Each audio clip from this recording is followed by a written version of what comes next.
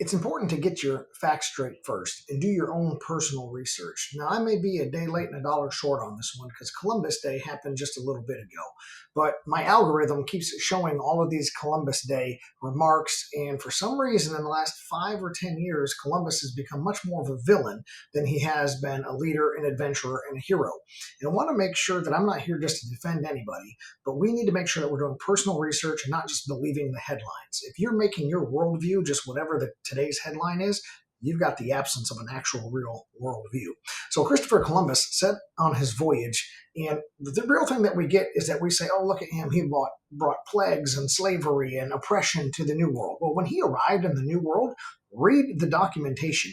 He arrived and found the native people already had their own slaves and tried to sell and trade off slaves to him. So slavery wasn't brought to America because of Christopher Columbus. It was already here with the native people.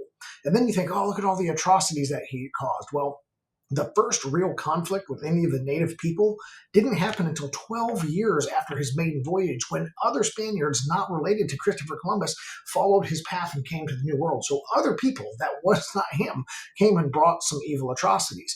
And oftentimes we look at similar stories like the Pilgrims and things like that. If you do your real history and you find out that the Pilgrims and the conflict that they had in the New World, the Indians attacked first. The natives, they attacked the Pilgrims first and even captured women and children, whom then the Pilgrims went and tried to get back. And then, of course, a conflict arose. So I'm not laying claim on any people because, again, some very terrible things happened to the native people.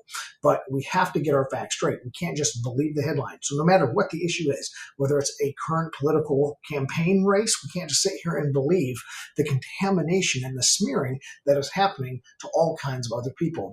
Each individual is ultimately going to be held accountable for their own words, their own actions. And if you fail to do your research and just believe whatever the current trend is, you are going to find yourself being held accountable in a way that you do not like it. So again, let's get our facts straight.